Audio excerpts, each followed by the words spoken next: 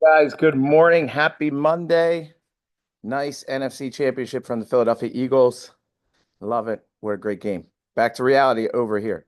So today I wanted to talk a little bit about appraisals because a lot of people like to use the BRRRR method, which is obviously I'm a big fan of, and the BRRRR method, um, which I guess I should do a nugget about, is the buy, renovate, rent, refinance, repeat. It's how you can take money, if you have a finite amount of money, $100,000, and you can recycle it, recycle it, recycle it, recycle it, instead of taking $100,000, investing it in property, and then you have to make another $100,000. So, um, well, let me just talk a little bit about this, and then I'll talk about appraisals tomorrow. So, the BRRRR method is, like I said, if you are, there's two types of investors. There's investors with, well, there's three types. There's investors with no money, and if you have no money, then your options are you need to wholesale or raise private money to get yourself in the game. If you're an investor that you've earned and saved, and you have a finite amount of money, let's use $100,000 as an example, then you're a second type of investor, and then you're an investor that have a ton of cash. And when you have a ton of cash, um, you really want to put money in property so that it's an inflation hedge, so it's going up with inflation appreciation. You don't want to leave it in the bank. So I'm going to talk about these middle investors, people that saved money. It took them a while to save the money, and they only have this certain amount of money. How can you leverage that money, and how can you make it go further? So in order to understand that, most people, and I'm going to use a $100,000 example and a $100,000 house, and you can buy $100,000 rental properties in 62% of the United States, if you did not know. So, um, let's say you're going to buy a $100,000 house, you can buy it cash, collect the rent, and make a return. This is not the best return on your cash. You're not going to get a high return. Maybe in some markets, after every expense, you might make 10% on your money, which is good, but it's not, 40, 80, infinite. So let's say you were going to get a mortgage and you needed to put 20% down on every house. Generally, as an investor, you got to put 25. Let's use 25.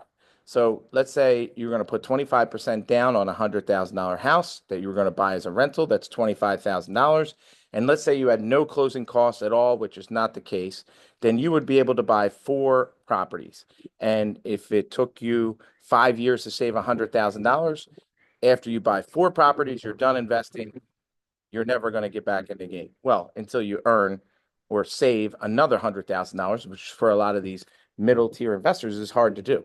Um, so how do you get this 100,000 to be recycled? You can do this BRRRR method. Buy a property that you have a reasonable expectation will appraise for 33% more than what you're buying it for. You're buying it cash, and you're buying it before you do renovation. So you're buying, let's say you buy a $50,000 property that needs 50,000 in renovation. It's the same $100,000. And if it will appraise, and that's the big if, for 33% more or a 33% more, which you can get a reasonable expectation it will by looking at comps, which are comparable sales of apples to apples, like kind property in the neighborhood, then you can get a 75% loan on the $133,000 value that you had. You basically built in equity by forcing appreciation. And 75% of $133,000 is $100,000. And so you pay 50, put 50 in, it gets appraised at 133. The bank will refinance you and give you $100,000 back. You get all your money back. And in that case, it would be an infinite return. Now, it's not common to get 100% of your money back because there's other things I'm not factoring in here. I'm not factoring in closing costs. I'm not factoring in lender costs. And you don't have 100%. That property could appraise for 133, it could appraise for 150, it could appraise for 120. So, if you can get a deal where you get 90% of your money back, it's like doing a 10% down deal as an investor as opposed to 25%. And then you can buy 10 properties with $100,000 and not four. You follow me? And when you look at these rates of returns on BRRRR method, like that's why when I went through you can check out one of my other daily nuggets where I say I only buy properties that have a 40% cash on cash return. And I show you that calculation. That's using the BRRRR method. So I started this off, this daily nugget, saying I was going to talk about appraisals and appraisal packages. But then you know what? I said, let me go back to the foundation. The foundation is why is an appraisal important?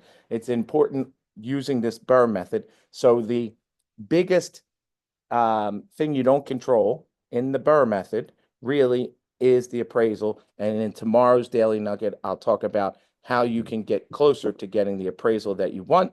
Hope that helps you guys and have the best day of your life. Thanks.